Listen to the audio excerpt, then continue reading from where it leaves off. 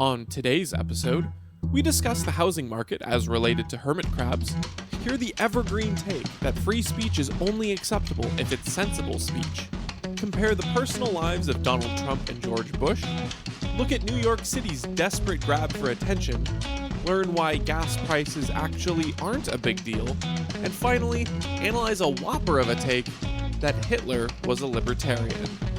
This is Cringe Posts. Hello, friends. Welcome to this episode of the Cringe Posts podcast. This is the show where we gather the cringiest online political and cultural takes that you find in your feed. We break down where they went wrong and try to have a laugh along the way. My name is Donald, and I'm here with my co-host Britt. But before we make fun of other people, we always start out the show by making fun of ourselves. We look back at our own bad posts from the past, of which there are plenty, and we laugh at those. Because really, when it comes down to it, we want people to get better. We want people to learn from their bad posts. And, you know, looking back at our own is the easiest way to find that we have made progress. So before we get started, just a reminder to like and share and comment, all that good stuff to help us get in the algorithm. We really appreciate all of the interaction we get. And the numbers going up is really helpful. So thank you for that. And also as a reminder to go to cringeposts.com if you are listening to this and you want to see those posts visually and you're not watching our YouTube or Odyssey channel. You are able to view all these posts at cringeposts.com. But without further ado, let's move in to Britt's old cringe post. This one is from 2011. Britt posted, "Old and tired." Period. Yeah. Now that's here's it. Here's the thing, Britt. You know, you're in the ripe ages of your 20s right now. I can't imagine you were in any sort of old and tired shape in 2011. I was 17 years old in 2011. Oh, man. Yeah, so old, so tired. And I especially love, because this is an old Twitter account, like I still have my old profile picture there of it, and it's me on some like kid playground equipment, like just being a dork. So yeah, very old and tired. That's something an old and tired person does, is take a picture of themselves riding kids' playground equipment and post it on the internet. Go for it. Yeah, go. Oh, I was just going to say that. It's funny because there's a tendency in your teenage years to get, you know, angsty and rebellious and all those sorts of things, but expressing it in such a way that makes you feel or seem jaded is such a funny expression of that feeling. Yes. You can understand feeling exhausted, but pairing the words old and tired together gives such a different picture than what you actually really are probably feeling. But it gives you a jaded and cynical, satisfaction to express that kind of thing, which maybe you're feeling in the moment. It's wanting to be the old guy at the bar drinking the whiskey that has the cool remarks without having earned any of that, right? Like, I think because I say it, then it must have earned it. But it's like, no, you know, being old and tired is not. I don't consider myself that anymore, obviously. But I see other people that are old and tired, you know, in their 60s, 70s, and 80s, and even people in their 40s, you know, that are really burned out. It's like, oh man, that is not something you go posting about. You know, if you are old and tired, that's something you kind of like live out and suffer. And like you were saying, it's like there's this tendency to just want to be really cool. You know, it's like, oh, it's cool to be old and jaded and world weary. It's like you haven't even been around, you know, the sun 20 times. You know, like I haven't even done 2 decades yet. And I think that's like, for me at least, the common thread as we kind of explore my old bad takes is like, I just thought so highly of myself. That's really what this gets to, right? Is you just think so highly of yourself that you have like some amount of like wisdom to put out there into the world that like, oh, I'm old and tired and cool. It's like, no, you're not. Well, you're riding a freaking kids' playground equipment. Like, just chill. I think it's also the opposite of that, right? The counter to that being optimism and energy and sort of that go-getter attitude is not considered cool, especially by teens, generally speaking. But that is a much healthier way to live. You don't want to live in such a way that you're modeling yourself or striving to be bitter and cynical. And I tend to that. I tend towards cynicism in many ways, but I think it's a good thing to actively fight that, especially when it comes to overall outlooks on life. Now, I think there's always benefit to sort of being able to critique something or find flaws in a plan or problem. It has its purpose and its skill, don't get me wrong. But as an outlook on life, it is much better, healthier, and admirable to be energetic, optimistic, and putting your best foot forward rather than this old and tired kind of look that I think is very appealing and attractive, because to some degree, you even get to dial it in when you get there. You know, you get to be, I'm jaded. I was broken up with once. I know this. I don't want to hope for love again because I've been burned, and you're smoking your cigar, you know. That's an easier place to be because it doesn't require as much energy. And yes, you might be tired, but again, picking yourself up and re-energizing, that takes work. It takes discipline, but it's the better way to live life, really. Yes, and as you were saying earlier, I have moved on from this season of my life. So, 11 years past this, and feeling pretty good, feeling pretty energetic and excited, not old and tired. Okay, well, maybe by the end of this episode, you'll be worn out from some of these bad takes. Like this one from Sloan, who is verified. I mean, it comes from another post on Instagram, but this Twitter account is the originator. I don't even know. I don't know. They're like a Socialist Workers Party page, basically. Yeah. So, anyway, the tweet reads, I just learned that if a hermit crab finds a new shell that is too big, it will wait for another hermit crabs who need new shells to gather, and when they will organize themselves by size and trade shells. And I am pissed that the crabs have a better housing market than we do. This one, I really don't like the comparison of these natural biological phenomenon that occur within crabs, and then comparing it to real world human market forces. It's such an odd comparison to me, because in many ways what the crabs do and what they have there is entirely dictated by nature, and it's also entire, like, the only thing that they have and own, whereas humans tend to do this kind of thing best when there's a free exchange, not someone, dictating to them, you have to trade shells here or there. This example doesn't really work because there's not a central planner who's forcing all of these crabs to do that, other than this idea of nature. And so in my mind, it's like, yeah, humans could do this kind of thing if you wanted to voluntarily. No one's stopping, but I don't know. It's just such an odd juxtaposition. What is your takeaway here? So this is like one of those classic, like you're saying, in its least charitable form. It's like, this has no relation to the human version that you're trying to make a comparison to. And they do that a lot, right? Like, I mean, we saw one last episode. It's like, we just want to be, like magical creatures in a forest eating wine and cheese that just magically appears. It's like, well, that's a terrible comparison. But even if we like grant the premise, right?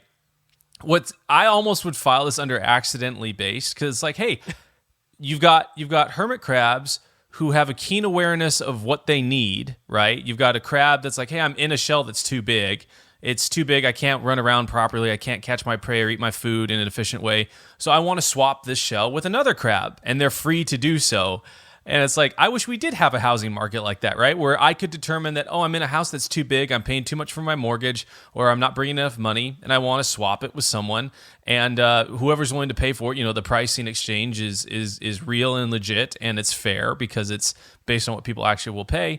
And then, that type of society that this person is painting is actually a good one, right? Like, where we can exchange houses for the price that they actually are supposed to be at. The problem is because of the government intervention and all of the different, like low-income housing and all the different regulatory apparatuses that affect it, you don't actually know if your shell's too big, right? There's no actual real feedback in the price system to know that, like, I'm in a shell that's too big, I should swap it down, because and there's no feedback loop to like actually help you gauge whether that would be useful to you to do even in the first place, right?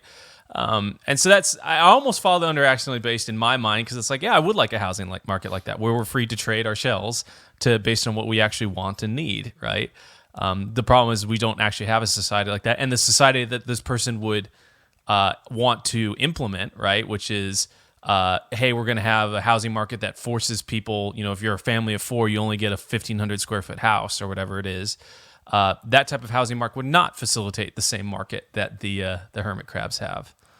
So when you're talking, what really clicked in my mind was the idea, this assumption that I think this post is making, that a hermit crab having a shell that's too big is not an inherent negative thing for them.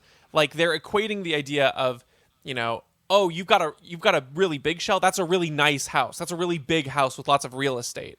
They're not weighing in the negatives there, that part of the reason that the crab, is trading its new shell isn't because, well, I don't need all this space, and really this guy's bigger and he could use it. It's because it actually hurts and is detrimental to them. It's not like this charitable thing. It's not like these crabs are socialized labor forces that are thinking to each ability, according to his own need, to ability and need and whatnot. That's not what's going on here. It's like you mentioned, it's actually a problem if it's too big for it, and therefore it is in everyone's best interest to trade. It's in the crab who has too big of a shell. It's in his own interest to get a smaller shell. It's not that he's sacrificing. And so, yes, in that way, what is being described here literally is a free market where, like you said, oh, I'm, what, my life's situation has changed. Maybe your family and your kids have moved out, so now you don't need as big of a house, and you want to retire. So now you can sell that house for a smaller one or a cheaper one or both. And that's why people downsize, right? Once kids leave, they downsize. Yeah. So yeah, that I think you're right. I think this is accidentally based, and it's funny. The best ways that you can disrupt market forces like that is, not market forces. Excuse me. The best way you can disrupt the housing market is through market forces, and I think we'll be hopefully seeing more of that as companies like Boxable make these tiny homes, and hopefully they're able to increase the supply in a lot of these urban areas where people just want to be in the area for opportunities. They don't even need that much space. They just like a coder who's trying to make it big in Silicon Valley. He just wants a place to be able to physically live without paying an arm and a leg. And so these little tiny homes are great options to provide more housing, especially as they are sort of using supply line economics to mass produce and ship them. What sucks, though, about that, like, I live in a county called Snohomish County here in Washington, for those of you that are not here in Washington. And like right now, they have a bunch of legislation up for vote about increasing making it easier to have a detached ADU on your property, because they have all these different zoning laws that force it. So, like, if you want to get one of those tiny homes, technically you're not allowed to, right? Because it's a detached ADU. And it's like, and their argument is like, well, if we allow this to happen, then there's going to be worse traffic and all. It's like, okay, just let people do what they're going to do, right? And see where the chips fall. As Mises said, government intervention necessitates even more government intervention, because the original government intervention does not actually accomplish what it set out to do. And so, yeah, I stayed at a nice tiny home earlier on a vacation, and it was awesome. It was like, this is perfect for what I need. It doesn't take up too much land or any space or anything like that. It has, a shower and a bathroom in it and a bed and a little bit of a kitchen, and that's perfect, right? And I was willing, the person that got that knew that there would be people coming to this area that wants that size of a place to stay, so they laid out the capital to get it. I went and I used it. And that's just like, it's a rentable shell for a hermit crab that travels, right? And that sounds beautiful, but like you were saying, like the implications that the person draws from this example, even in its most charitable form, where they would go is not. It would not result in the world that they are trying to make happen, right? They would implement things that would make it not possible for hermit crabs to trade shells freely. And I will say that, there is kind of a bigger movement even beyond just renting these, as actually downsizing and living in tiny homes, And yes. I think that's, if that's the way people want to live, that's great. And who lives in Fantastic. one of those Boxable homes is Elon Musk. But he sold his moderately priced home that, again, I think his home was maybe in a $500,000, something like that.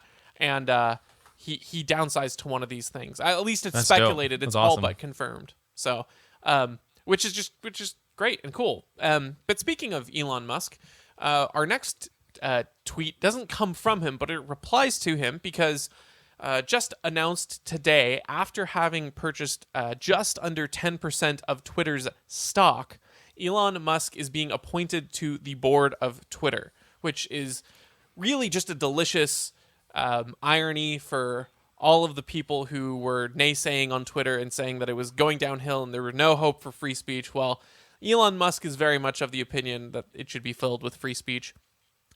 But some people don't really agree, and there are some good takes here. But anyway, so Elon was tweeting about, what kind of improvements you'd want to see. Do you want to see an edit button on Twitter?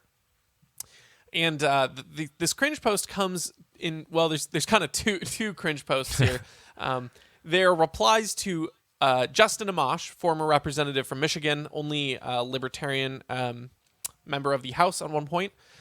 So Justin Amash replied to Elon Musk saying, "One problem with editing is retweets. Even if there's an edit log, people should know whether the person retweeting was retweeting the original tweet or the edited tweet. And what if a tweet goes viral and is edited, perhaps strategically, after it's amassed a lot of engagement?"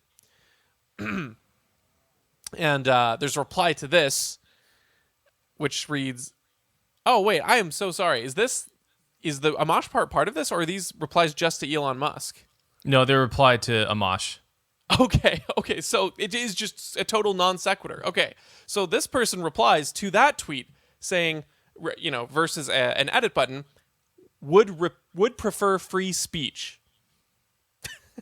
And then there's a reply to that tweet which reads, "Free speech is okay if what is being said is sensible."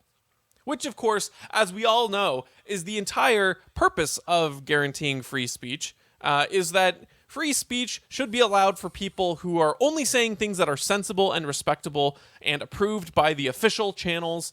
Then it's okay to have free speech. But really, when we say free speech, we don't really mean free speech. We just want, we want to say we like free speech, but only if it's sensible. What a absolute missing the point kind of take when it comes to just the notion of free speech. It's just such a childish understanding.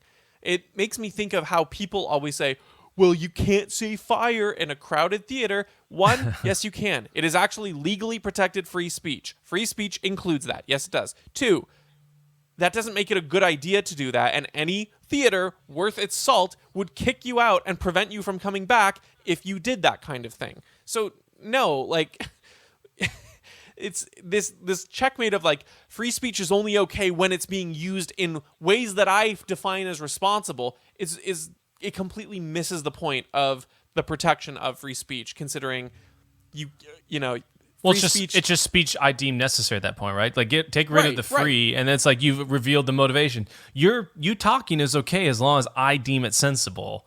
It's does that sound free? It doesn't sound quite like that. I don't think you know the meaning of the word free if you're going to use it in that context.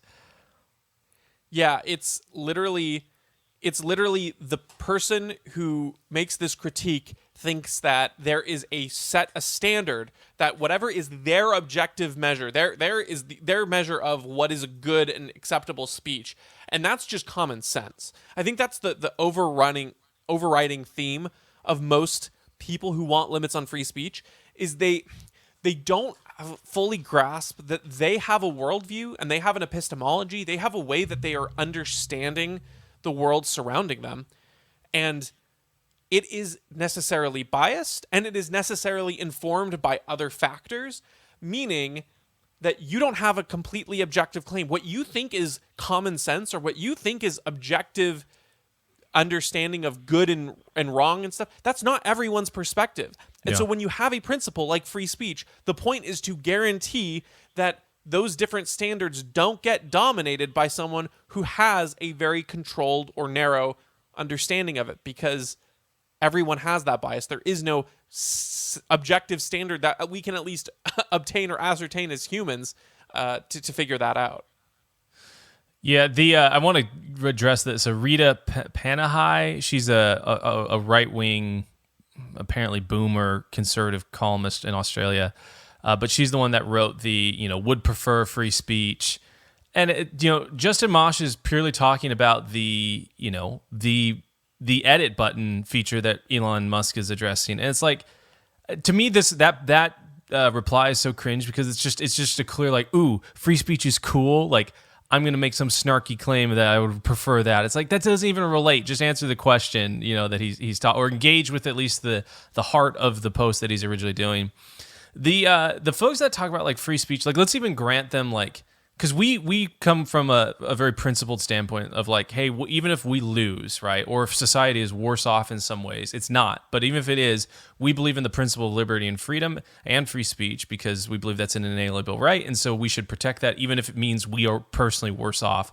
But even if we steelman their argument and grant them the premise that like, hey, we should be focused on outcomes as opposed to principles, free speech, the reason it's so important, even under that method of argument, is that how do you don't know what you don't know, right? And the way that speaking and writing is thinking, right? And so if you are only allowing things into your space that you already think, or that you already know, or that you're already part of like the lexicon of like common knowledge, you'll never understand more. You'll never have expand your horizons. You'll never be able to maybe potentially change, right? That's like what's so important about free speech. I had a meeting this morning about a product I'm working on. And like just by us dialoguing, me and my partner for almost 2 hours, like a whole aspect that I had never thought about for this product came out of that, right? Because we were able to talk, and it did not fit my preconceived notions about what would be sensible for this product that we're building. But because he was allowed to speak and we were allowed to dialogue and push back and forth at each other, like we are going to make a better product because of it. And so to these people are saying like, it's like, okay, like you argue that you're trying to say speech needs to be sensible because you want to have a good outcome, but it's like, no, what you're arguing for actually will have a worse outcome because you would never have any sort of scientific innovation. You would never have any progress because progress and innovation and new thoughts and new ways of doing things result by people talking and challenging, the preconceived notions that everyone holds, right? Because the only way to get better is to do something different. And sometimes that's for worse, right? But like that's the cost of innovation is you take one step backwards, 3 steps forward, and you can't do that unless you're able to talk and challenge what other people are thinking.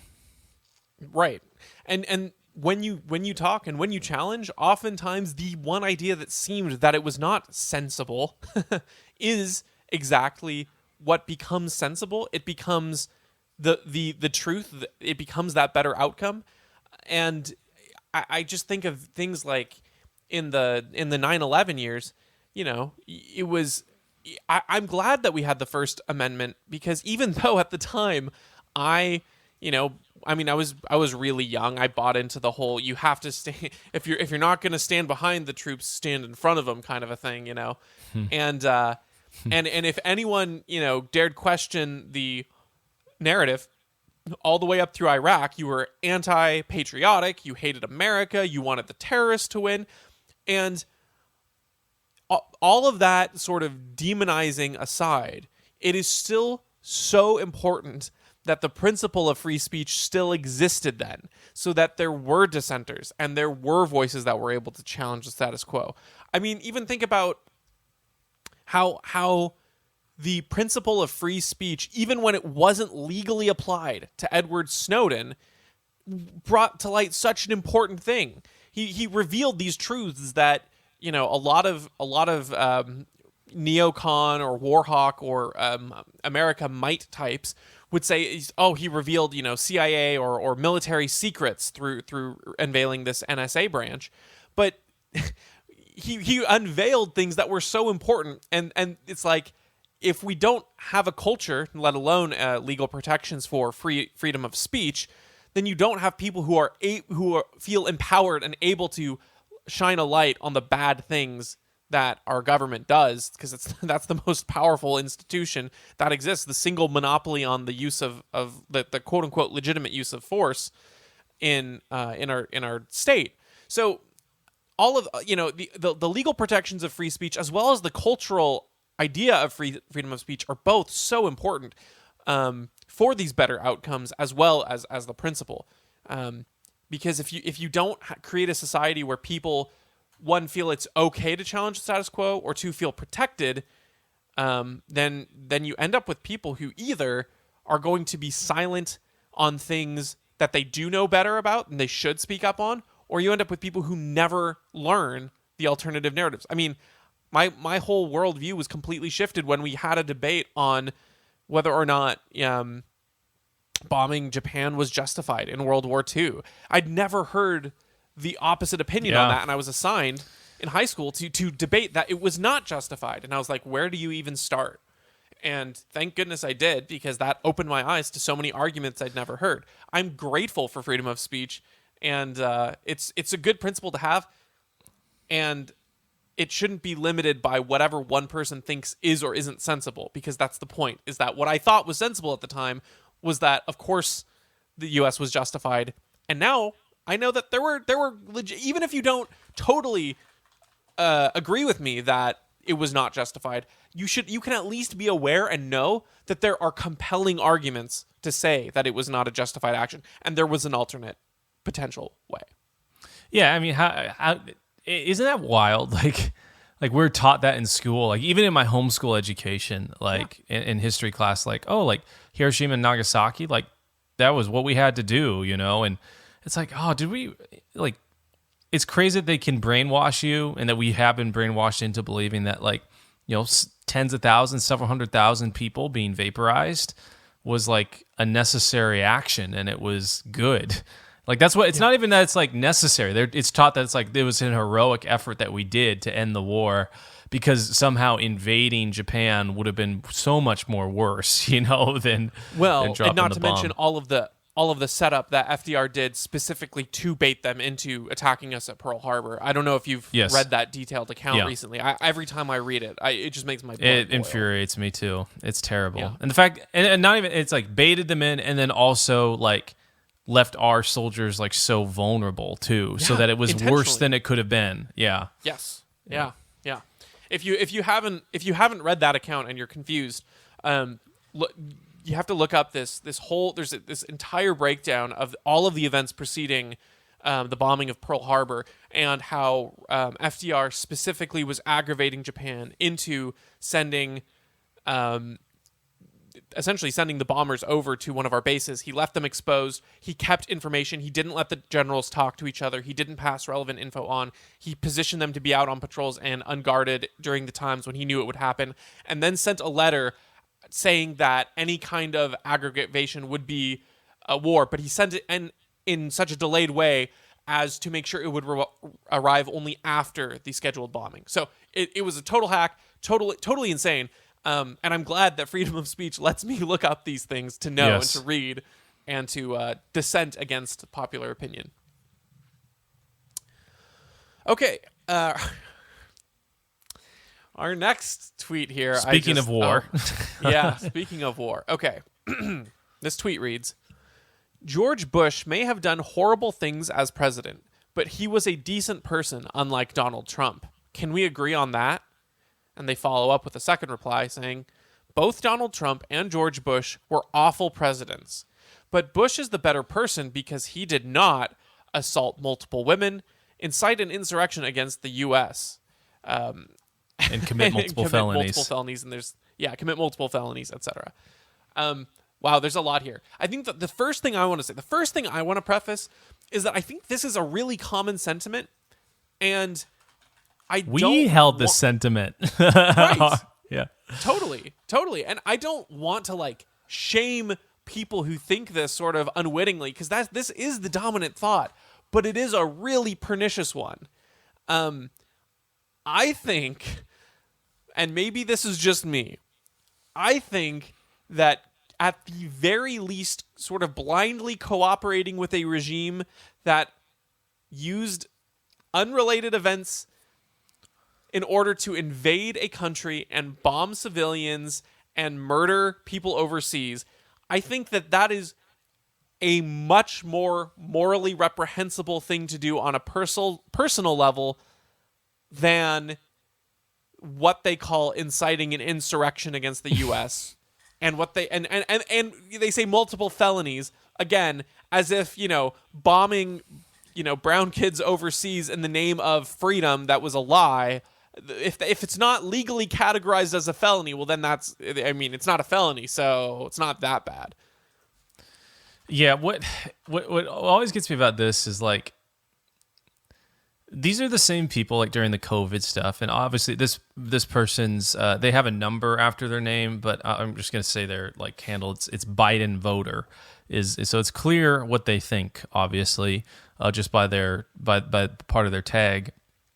But these people were saying during COVID, like, well, we should do anything we can, even if it saves one life, and all that. And it's like, you look up, rough estimates of the Iraq War and the, Afghanistan and all these things, which were, and the worst policies under George W. Bush. What made George W. Bush such a bad president was continued, right, under Obama, and is being continued again under Joe Biden.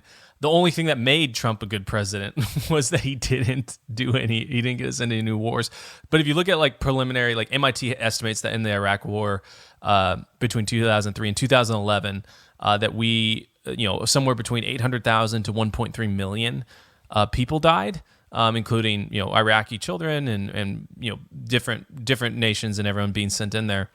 So it's like, okay, like purely like look at it from a weights and measures scale, like someone that, let's take his worst thing that Trump did, if we can assign it to him, that he incited the insurrection on January 6th, and that you can realistically blame the 6 deaths or whatever happened that occurred on that day to Trump. It's like 6 deaths or 1.3 million people killed, and then a whole country ruined, and then millions of more people in poverty and their futures ruined. I don't know. It's kind of a pretty easy, I think the scale kind of tips all the way one way in that scenario. But and maybe this is some people's willful blindfulness. It's like, all of the stuff, that 1.3 million people that were killed under George W. Bush, it's like, and it was continued under the Obama administration, and not just in Iraq, but in other countries all over the place, many of which we are still at war at today, right? With the exception being Afghanistan, which Biden pulled us out of. The only good thing he's ever done in his presidency, while also simultaneously encouraging war in Eastern Europe. So I guess it's kind of a wash on that point. He got us out of one war in order to get us into another. So got to have that war quota in there all the time. Yeah. Well, mean tweets really go a long way into shaping people's perception of what makes someone a nice or a decent person. And it's funny because on the one hand, it's honestly a balancing. If you try to take away everything from the policy side, like let's detach any of the policies that they did. Let's say that George Bush, the president, and Donald Trump, the president, are separate and out, and now we're just talking about Donald Trump, the man, and George Bush, the man, and they're like, surely now you can see that George Bush is a more decent person. And I still struggle with that because, one, I can't. It's hard to separate those things. I don't really think you realistically can. You can't. But two, even if you were able to, George Bush is just better at hiding who he is than Donald Trump is. Donald Trump is crude. He's brash. He's done a lot of moral things I completely disagree with, and he doesn't pretend otherwise. George Bush has probably done a lot of those exact same things and lies about it and pretends that he's this, honest, just Southern man who's got to get. I don't think you can become the president of the United States and live in that society without having morally compromised yourself to some degree. I really, really don't think you can get to that level and be that way. And so it's like, is the person who's openly crass worse than the person who's crass behind closed doors? I don't know. I guess that's sort of up to you personally as to what you value. But to me, it's kind of a meaningless difference in the long run. And so saying things like George Bush may have done horrible things, but at least he was a decent person, it's like that's really a non-point.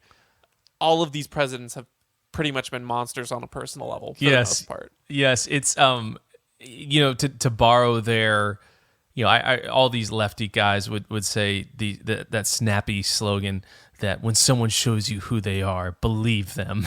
Bernie Trump.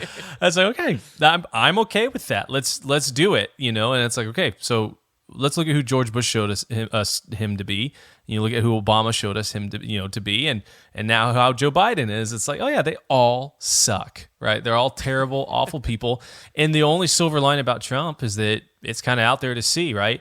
And these people are so like willfully ignorant that they like see Trump's deal and they're like, oh, like look, how does no one else see that this guy's such a bad person? He's going to get us into World War III. It's like, yeah, sure, like whatever. I don't really like Trump, but like, how do you not see that about all these other guys? And like this person especially, like we can agree that George W. Bush was a decent person. It's like, man, you as Tom Woods would put it, you got the IQ number of room temperature. It's it's really something to behold. Well, at the very least, I think we can agree that George Bush was better at dodging shoes than Donald Trump. Although I watch that video all the time, man. It's one of my favorites. There are some pretty good memes surrounding it. Okay. This next tweet comes from the New York City Mayor's office, verified on Twitter. And this one reads, breaking. New York City mayor announces a new digital billboard campaign in 5 Florida markets denouncing the hateful #Don'tSayGay law and inviting Floridians to move to New York. And then is the attached poster that it's just got the word gay plastered everywhere in multicolored, sort of rainbowish hues and sort of artsy way. And then in the center it reads, come to the city where you can say whatever you want. New York City hurts you. The city where you can say anything you want unless it's regarding COVID numbers and deaths and things like that. Don't expect to be able to say that kind of stuff. But of course, my favorite part is that this poster features the word prominently that appears nowhere in the Florida bill. I don't think any of these people have read the bill, and if they have, they skimmed it. They know what they're doing. That's it. Yeah. What really got me about this is like, it was the come to the city where you can say whatever you want, and it's like, when I think of New York over the past 2 years, what do I think of like bastion of freedom of speech and the ability to say whatever you want, or do I think of Mayor Bill de Blasio saying, hey, get a vaccine and by the way you'll get a free cheeseburger with it if you do it, or else you won't be able to go anywhere, go to the grocery store, go into a restaurant. I also think about like the like I'm pretty sure they do. They have like legislation that employers have to use the whatever preferred pronoun a person comes into their store with, or employee comes in that day with. So it's like, come to the city where you can say whatever you want, as well as you must say whatever we want you to say, right? Because that's at the core of those pronoun bills, is that it's compelled speech. And I can, like you and I would probably say, like if someone was purposely trying to antagonize someone that had a pronoun by calling them the opposite, that's kind of an awful thing, right? But I have no right to tell someone else what they must or must not say. The other aspect of this too is like, it's like if you look at the population charts, like where people are moving, it's like mass exodus from blue states like New York to states like Florida that are free. And it's like, this to me screams of desperation of like, oh my gosh, we are losing all of our people. And now what resonated in Florida? Oh, like they said it's freedom. Okay, well, we kind of hate freedom, so how are we going to make sure that we can have a slogan that that resonates with that? It's like this weird twisty turny like marketing meeting where they're trying to figure out how to spin it. It's really, I can't believe this got approved, man. Like it's just wild to me. It has just as much I don't know. It's just as much in tune with the general sentiment of how people feel as the ad where they had the airplane that we talked about earlier on the podcast, and DeSantis is like, we trust people to make their own decisions, and it was like dun dun dun dun dun dun, yeah. So it's that same thing where they're, except in this way they're almost making the right appeal in the sense that they're trying to make it something that you want, right? Like it would be like them saying, come to New York City where we trust people to make their own decisions, It's the same level of like, really? Are you sure you're thinking of the right place? Well, it's I guess it's kind of a white pill in a way, because it's like even these people know that freedom is more appealing than authoritarianism. You're not going to get it there, obviously, but at least they know that, that they recognize the appeal of it, and that to me means that the mass populace is also recognizing that appeal, or that freedom at least appeals to them. Yeah, exactly. I also think it's just really funny that, I mean, like to the sort of movement demographics you were talking about earlier, that New York City is trying to get people to move there. I mean, goodness, in the year, I shouldn't say in the year 2022, but in the decade of the 2010s, the 2020s, in the 21st century, just broadly speaking, New York has a reputation of its incredible, scene of culture, scene of shopping, scene of industry. There's no need for them to put out advertisements to draw like maybe there once was in old Americana, where it was, like, come to New York City where you'll X yada yada. I mean, its reputation precedes it. There should be absolutely no need for this. And yet, as you illustrate, there is. And this sort of imagine 10 years ago telling someone that Missoula, Montana would be a more desirable place to live for majority of the country than New York City. Yeah. Like, it blow people's minds, and yet here we are. Yeah. And these people still can't ask the question why that is, right? Like, that's such an obvious thing to ask. Like, why is it that more people care about living in Missoula, Montana than living in New York City? And it's like, the answer to that's pretty valuable. It's also pretty obvious. It's like, what you've done the past 2 years is why people care about living in Missoula than in New York. And I will also say that when people are read the language of this "don't say gay" bill, by the way, when people are actually read the specific language and told what it actually does, it gets broad support. About, I want to say 74 to 14% in favor in these initial polls that have been done. So it's also not a popular. It's just not a smart thing to do, because the kinds of people who would leave Florida over this are not the kinds of rational people who would actually analyze and sit down and understand what the bill does. So unless they're part of that 14%, I suppose. So very, very small minority. Okay. We got our next post here.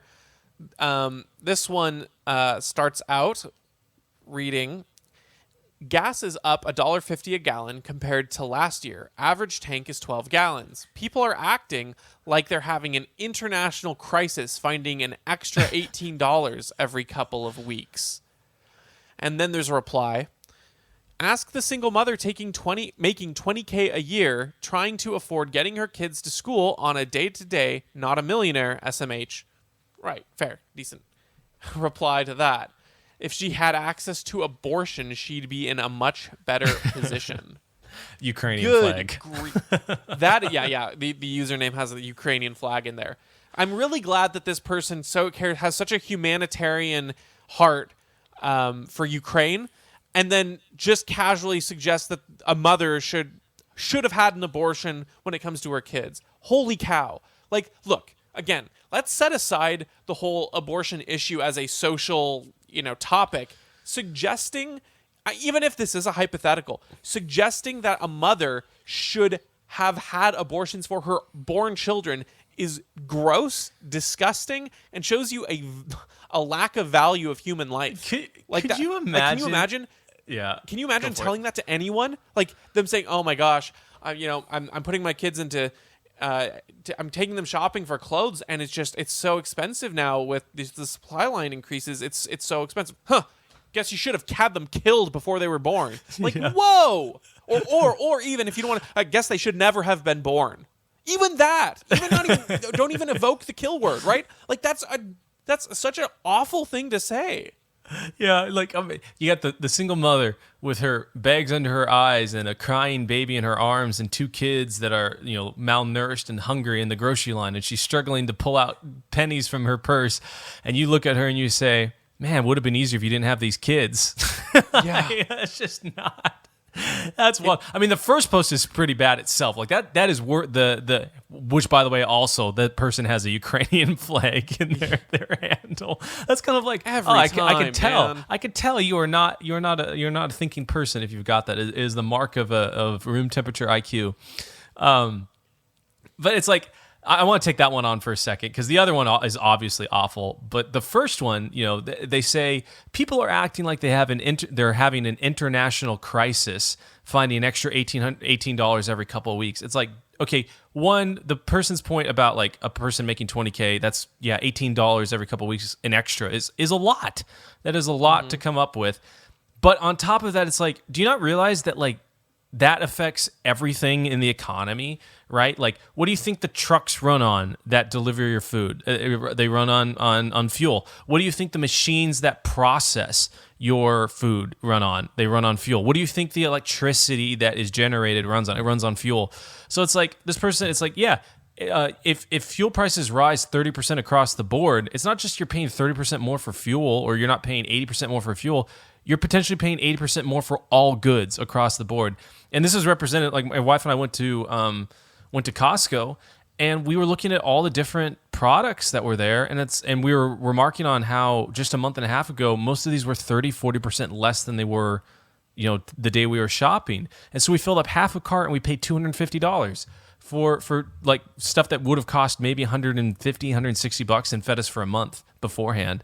So it's just like the fuel prices and all, and it's, we can have a discussion about like whether the Ukrainian crisis is actually affecting the fuel prices, which, based on what I've read and who I've listened to, I don't think it is. I think fuel prices are a result of overall inflation, which is, as always, everywhere a monetary phenomenon. But even if we granted the premise, right, that it's due to the Ukrainian thing, it's like, no, this isn't an aspect that should be taken lightly, right? Like this affects real people here. And we should be thinking about it a little bit more than just like, Russia bad, Ukraine good. Do what we need to do to kill all Russians and make everyone suffer. Well, and then let's also say that let's assume that we determine we can, through the magic power of the social contract, we all agree that it is in fact worth the price to sanction Russia. Okay, say we've all agreed that magically through consent, which a lot of these people who like the social contract are not fond of. But anyway, let's say we've all consented to this. That doesn't mean it's, one, not a big deal, and two, there aren't things that we can do to make it better, such as expanding our own oil operations, right? Like, okay, you can say that it's a price that we're willing to pay for Russia, but that doesn't mean it's a price we have to pay. We can quite easily offset this increase if it was all Russian stuff by expanding energy independence. That's just deregulate, just stop preventing oil lines from being drilled, stop getting in the way of industry, letting us utilize our natural resources, and then guess what? We'll offset the cost, and then we can stick it to Russia, and we don't have to hurt our economy in the process. I don't think that the people who claim that it's a price we have to pay or all these things, I don't think they realize that it's not an either or. Like, we can do both. We can sanction Russia and expand oil independence. Yeah. And I'm not saying that sanctioning Russia is a good thing or the only sole cause, but they seem to think that your two choices are cheap oil or sanctioning Russia. And let me tell you, there's a third way. Yeah, I like, maybe you've heard this one, but Dave Smith had a kind of a bit on this, and it was basically like, how much should, like, think about your elderly neighbor, who has kind of retired but lives a pretty middle class life, and just getting by, tending their garden and doing whatever. How much should she suffer because of our war crimes in Afghanistan and Iraq, right? Because at the end of the day, right, when we impose these sanctions on Russia, it does not make Putin suffer. It does not make the oligarchs suffer. It makes the little lady down the street who can't afford to go to the store. She's the one that suffers. And she had nothing to do with them invading Ukraine. Just like the person down the street from me had nothing to do with us invading Iraq or Afghanistan, in which we committed our own crimes. So realize that when you're talking about talk about these sanctions, you're talking about inflicting punishment on people that have no control to make it better and also never caused it in the first place. Not to mention the Russian citizens in the exact same position. Yes.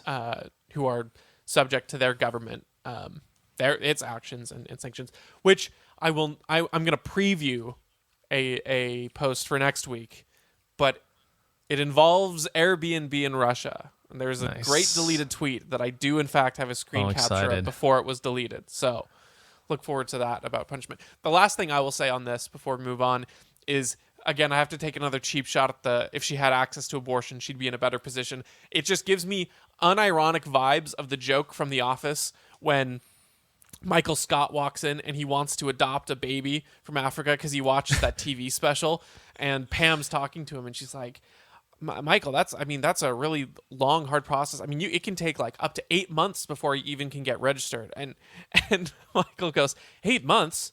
Oh man, I don't even know if I'll want a kid in 8 months. it's kind of the same energy there. Like, yeah, it's very much.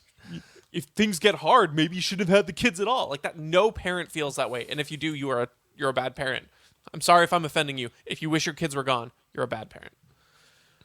Okay, last post for the episode.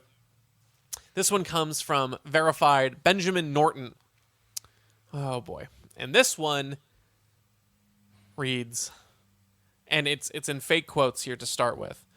I absolutely insist on protecting, I'm sorry, not fake quotes, but quote marks. I absolutely insist on protecting private property. We must encourage private initiative. Quote, Hitler, the capitalist. Hashtag Hitler was a libertarian. Okay, there's a lot of ways you can approach this bad take, but I think the first thing I want to say is you can hold. Now I'm not even justifying and saying that this is what's going on here. So don't take me out of context. I'm not saying Hitler believed in private property and capital and all that carte blanche. But let's assume for the moment that he did. You can hold a correct opinion that is part of a philosophy, that is the foundations of a philosophy, and then you can violate it in every practice that you do. You don't have that philosophy. I can say on paper that I believe in the Lord Jesus Christ, he is my savior. And then every day I can go to, parties and sleep around and drink and cheat people out of their money and kill people and live completely contrary to the philosophy. And I'm not a Christian. That's just, you don't get to claim one thing or even say that you believe one thing and then live in a contrary manner and still claim to be of that. Now, Hitler never made that claim to be a libertarian. That's entirely the claim of this guy, Benjamin Norton. But you don't get to, again, pick one thing. That would be like me saying, Benjamin Norton is a man. Hitler was a man. Benjamin Norton is Hitler. Like, you're taking one aspect of a belief in the case of, this, and then ascribing the entire philosophy to that, which is just not. Now, I believe that private property rights are kind of the foundation of libertarianism in some sense, but even still, that's not the only piece of it. That's not the only thing that you need to have for that, even if Hitler did, in fact, totally believe in private property rights, which his actions betray. Yeah, and like I was thinking about this because you see this. I really appreciate this tweet specifically because I think it's like this is an actual quote by Hitler, and the full quote, because he kind of has an ellipsis there, like is actually really good. And I'll read it after I make this point. But like it's like Hitler had a dog that he was very, very fond of, like cried and bawled according to witnesses when his dog died. And it's like, could you imagine me putting that hashtag Hitler was a dog lover? Yeah. Or dog lovers are Hitler. Yes, yeah, exactly. That's like how strong the connection and point, like someone said something or did something that therefore that thing is bad. But this was his quote, the original quote. It's absolutely insist on protecting private property. It is natural and salutary that the individual should be inspired by the wish to devote a part of the income from his work to building up and expanding a family state. Suppose the estate consists of a factory. I regard it as axiomatic in the ordinary way that this factory will be better run by one of the members of the family than it would be by a state functionary. And that is like, if you detached it from Hitler or whatever, like that's a pretty That's a pretty like Milton Friedman-esque like quote, right? Like, hey, like someone that uses their private capital to purchase a factory is going to run it better than someone who didn't use their capital. And if you nationalize, the industry. And so you look at that, and then it's like you're right. And then people will say, well, Nazi Germany had a capitalist economy full of private property. It's like, you're right, they did. They had all that. And then now look at how they controlled the prices and the wages, right? It was totally and utterly controlled by the government. Yes, they left the private business people run the actual industry, but all of their prices, what they could or could not produce, what their wages were for the actual employees and all these things was dictated by the government, ultimate authority. And when you look at who was in charge of that, you look at Goebbels, and then there was another guy, I can't remember his name off the top of my head, but all leftist, right, that believed in central planning. And in fact, Keynes was majorly in favor. John Maynard Keynes, who's like the father of like planned economies, was in favor. Was like, hey, like my economic philosophy comes to fruition better by having some sort of central authority, right? Like that's kind of I think that's like obvious from the get-go. And so Hitler meant everything that he said, and he implemented it. And this is not a libertarian society, right? This is not a libertarian philosophy in any way. If we're going to give this guy the most charitable thing, like I think it's a terrible thing to like say this is bad because Hitler said it, because that's the essence of his argument. But right. Even if you break it down and give it a charitable, like, well, yeah, Hitler did say that, and he did mean it, and yeah, he did implement it, and his implementation of it is clearly not libertarian because there's more government control in that than there are. It's almost, what's so interesting is his government control, the way he implemented it is almost like what leftists today advocate for. It's like, well, no, we get it. Like we want people to run their own businesses because they'll run it great. But we want to set the prices, and we want to set what they have to pay people. It's like the economic philosophy of Bernie Sanders is actually way closer to what Hitler's saying than what a libertarian says. That's the ironic part about it all. Yes.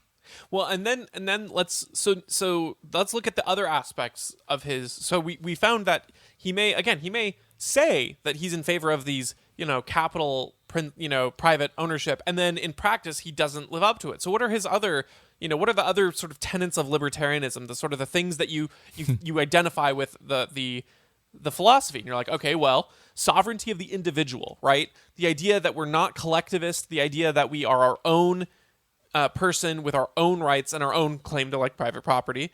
Oh, wait a minute. His whole thing was building a race of people as a collective and removing people who were not a part of that. So either protecting a minority, depending on your perspective, or exterminating minorities.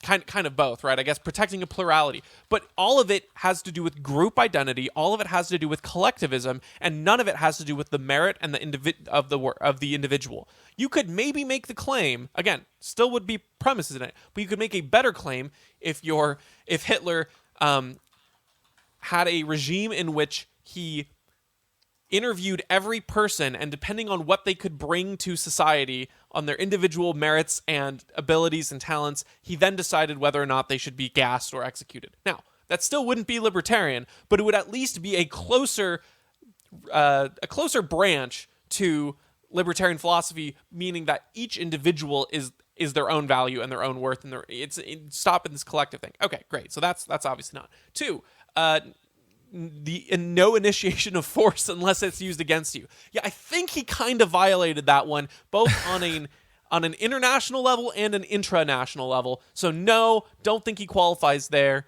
There's just so many different ways in which libertarianism can be thought of, and none of them line up except for this very tenuous connection to private property in which he maybe talks a decent game and then doesn't actually practice it or live it out. The Nazi German war machine couldn't have existed with private property being, established in the way that we would have it, which is total free trade, free ability to set prices, and the ability to, freely exchange with who you want, right? Because they produce what you want to produce, because the Nazi war machine needed armaments, right? They needed to force people to build certain things at certain prices because they weren't trading with the rest of the world. They were literally at war with half of it.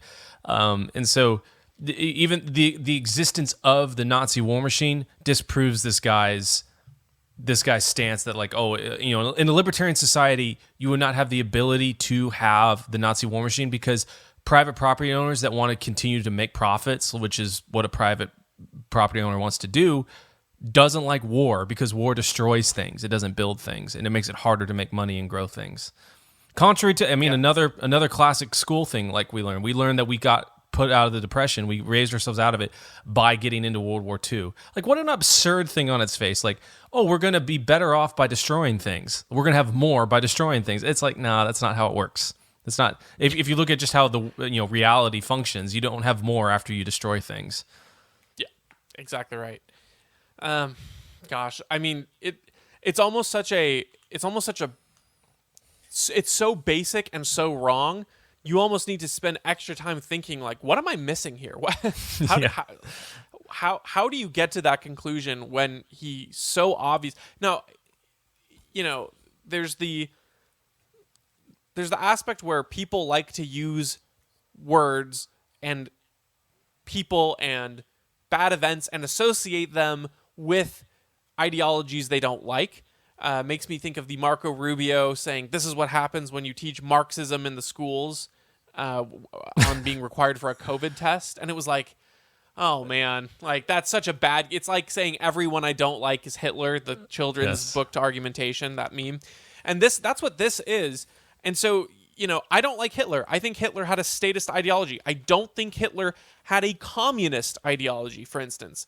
For me to say Hitler was a communist because he believed in the state would not be an accurate portrayal of his views, but he was a statist, and he did believe in price control, and he did believe in central planning. There are terms that mean things, and so, yeah, you can dislike Hitler. You can say Hitler promoted private property more than you would like, and he's a bad person, but you don't just get to call him a libertarian because he kind of held to one aspect of the belief. That's just as disingenuous as me saying Hitler was a communist because he believed in price controls. It's just that is an aspect of communism, but it is not enough to make him a communist. Yes. And to make that claim is erroneous. Okie dokie. Well, unless there's anything else that you want to add in, I think we're good to wrap up this episode. So thank you guys so much for listening to this episode. Remember to comment or like or share if you're having a good time. We really appreciate that. It helps us out a ton. And we will see you on the next one.